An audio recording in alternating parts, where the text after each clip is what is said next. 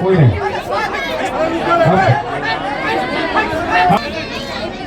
रामगढ़ जिला नगर परिषद क्षेत्र के सिरका के फुटबॉल मैदान में आज के इस विस्थापित अधिकार जनसभा के कार्यक्रम में मंच में मंचासीन हमारे सभी सम्मानित साथियों, क्योंकि सभी का नाम ले पाना संभव नहीं है, ऐसे भी कार्यक्रम में काफी समय जाया हो चुका है, इसीलिए कोई अन्य काम नहीं लेंगे।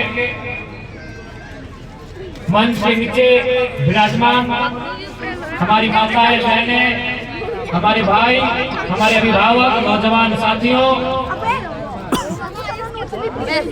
लोकतंत्र की चौथी स्तंभ के रूप में प्रख्यात मीडिया के साथियों तथा स्थानीय थाना की पुलिस के तमाम सिपाहियों और विशेष इस कार्यक्रम को भूमिका का विशेष निर्वहन करने वाले रामगढ़ जिला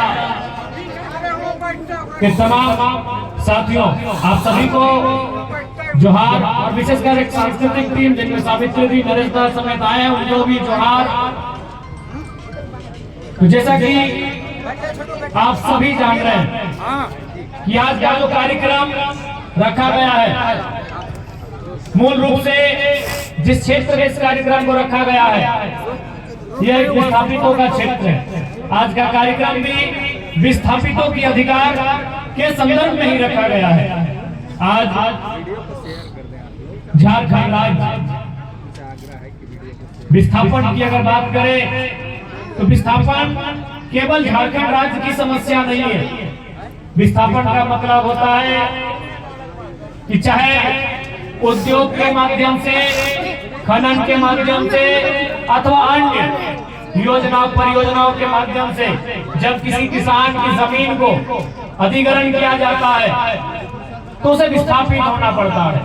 यानी विस्थापन का दंश, विस्थापन का दर्द, विस्थापन की पीड़ा अभी तो केवल झारखंड ने नहीं पूरे विश्व ने देखा है।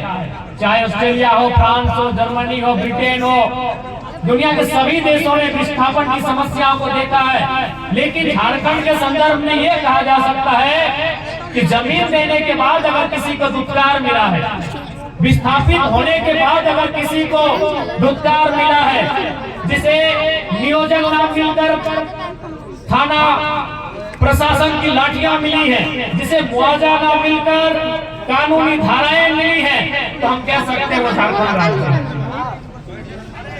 विस्थापन हर एक देश में होता है, विस्थापन इस देश के बाकी राज्यों में भी होता है, लेकिन जब झारखंड की बात आती है तो कहीं न कहीं इस बात को मानना होगा, इस बात को हमें स्वीकारना होगा कि विस्थापितों को न्याय की बात आए, चाहे वो आपका रामगढ़ हो या बगल में हजारीबाग का बड़का गांव।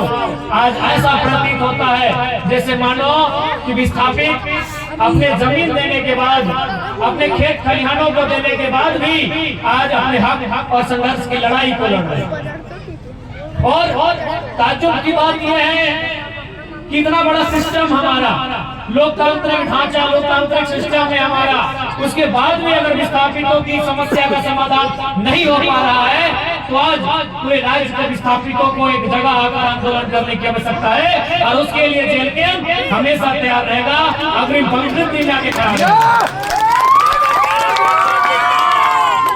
आपने कुछ दिन पहले बिल्कुल विशेषकर जो यहाँ पत्रकारिता से जुड़े लोग बैठे हैं, जो एकेडमिक लोग बैठे हैं, उनको थोड़ा सा समझना चाहिए। आपने सुना होगा और आपने देखा भी होगा कि कुछ दिन पहले बुढ़ाखाप में जो आलोक स्टील प्राइवेट लिमिटेड जो स्पंज कंपनी है, जिसके माध्यम से प्रदूषण किया जाता है, वहाँ हमारे एक साथी है सुरेंद्र जी, जिन्होंने उनके उस प्रदूषण पर जाकर उजागर किया।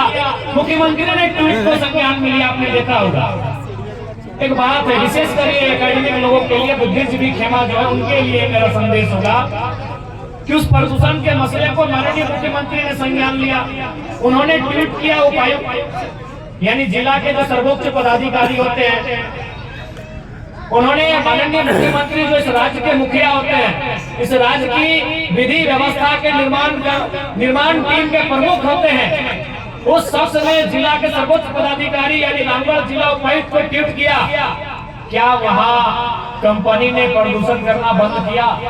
क्या प्रदूषण नियंत्रित हुआ?